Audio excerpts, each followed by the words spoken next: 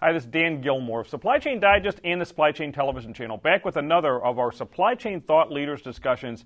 Today, talking about the use of AGVs and robotic-like technology in distribution centers. Very pleased to be here today with Scott Friedman, who's CEO of Seegrid Corporation, knows a heck of a lot about this topic. Scott, thanks so much for joining me today. Well, I'm happy to be here. Yeah, we've got to talk offline here, and clearly in the sort of a battle between fork trucks and AGVs. The fork truck has clearly won.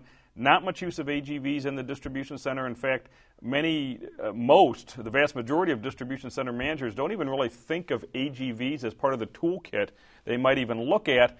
The story behind that goes back decades, but give us a kind of a quick overview. Why is that? Why are AGVs so little penetrated in distribution centers? Yeah, well, the two products, AGVs and industrial trucks, came to market around the same time after World War II. And AGVs found a niche in manufacturing environments, and electric trucks started, to rule the world, right? There's about 1,500 AGVs sold a year, and about 800,000 or 900,000 pieces of industrial equipment sold a year. And AGVs went in a different direction to serve manufacturing, slow-moving environments. The requirements in the distribution center were completely different, and that's very apparent today when you walk into a distribution center, what the requirements are. Yeah, I mean, it's just so little penetration of AGVs into that market.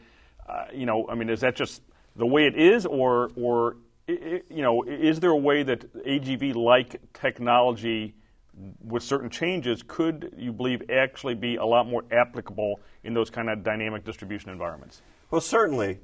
Some of the technologies can transfer over. When you look at the distribution center, you see hundreds of people dynamically assigning work, people showing other people what work to do, and that's and a WMS system guiding the whole floor. That's the way that system works very well, very dynamic, very compliant. And the question is, can you bring the attributes of automation, cost reduction, into this environment? And that is a tall order because you need incredible simplicity, incredible flexibility, and the ability to actually just show your automation or your robot what you want to do, because we've learned in the distribution center that's what works. The tasks are changing so quickly. So can you fill that order?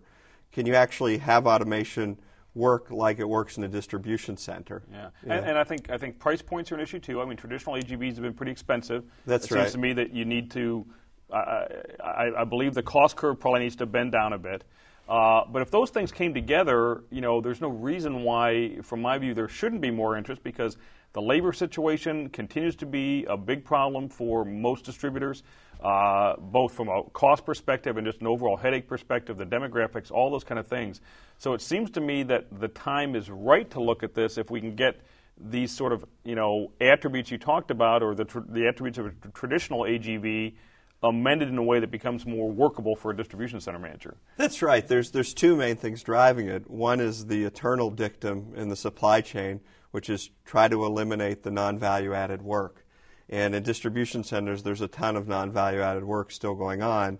And the second one is this labor imperative, that every trend is going the wrong way.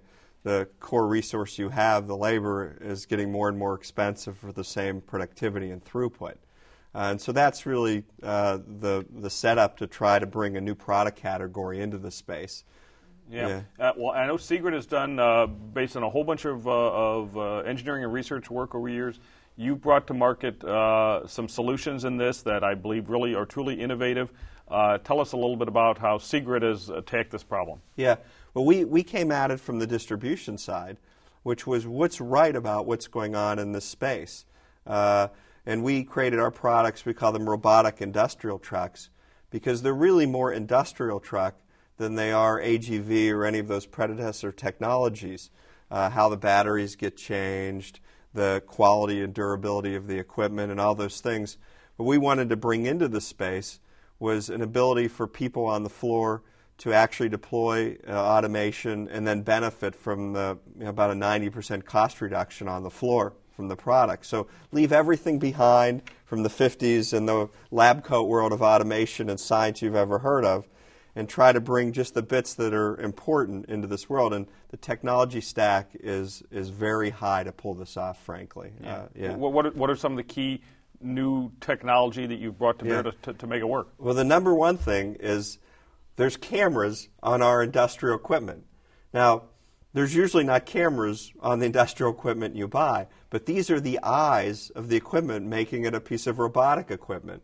And they see the facility, they see you and the work you want the equipment to do, and then they can replay that work back in the facility. So now the equipment itself has some awareness and can do work in the facility. And the model we use is show us what you want us to do. Yeah, and to get the kind of flexibility, I mean, the big problem with AGVs in the past in DCs has been they were so fixed path and so difficult to change when things changed. I assume you must have thrown some software at this, probably a lot of software to be able to work in a dynamic environment. So what are the eyes for? Right? The eyes aren't there to wink at you. The eyes build a big three-dimensional model of your entire distribution center. And it looks very much like a video game model that our children have. We use the eyes to build a 3D model of the facility, and then the whole facility is in the mind of the robot, and it can egress and go around reliably anywhere in the facility. And that makes it practical in these facilities. Putting tape on the floor, putting 10,000 reflectors up in 20 miles of aisles, traditional AGV technology, it's just not practical. Yeah, and the advantage usually is if you make that investment in software, it allows you to take hardware costs out because you're doing stuff with software that used to be done with expensive hardware pieces. Absolutely right. It's that combination on the technology side of complicated software and processing power and hard disk space. The robots we sell today have flash drives in them, but just 5 years ago you could only get that capacity on desktop hard drives. So the time has changed. 2010, the enabling technologies you need to pull this off are in place. Yeah. So how's this playing out in the marketplace? How are customers using Secret technology? We are overwhelmed right now, and we expect it to continue. And in the next year, you'll see how we can get that to scale and continue. But this basic equation of making industrial equipment robotic and reducing the cost of A to B moves 90%, that's what our equipment, you pointed at cost, comes out to $2 or $3 an hour to make these non-value-added moves. It's something everybody understands. And so we have a lot of national accounts going on. I can name some of the names. We have case studies about USA and Daimler and Giant Eagle, and we have all kinds of big accounts rolling out across their networks right now because it's practical and the price points are there and their people can see it. Yeah. There is so much going on in terms of automation in the distribution center. This is certainly one approach to it, and one that over the next 10 years we may see really an inflection point in how companies think about this kind of AGV-like automation in the distribution center. Scott, fascinating discussion. I'm sure we'll talk more in the future. Thanks for joining me today. Thank you, Dan.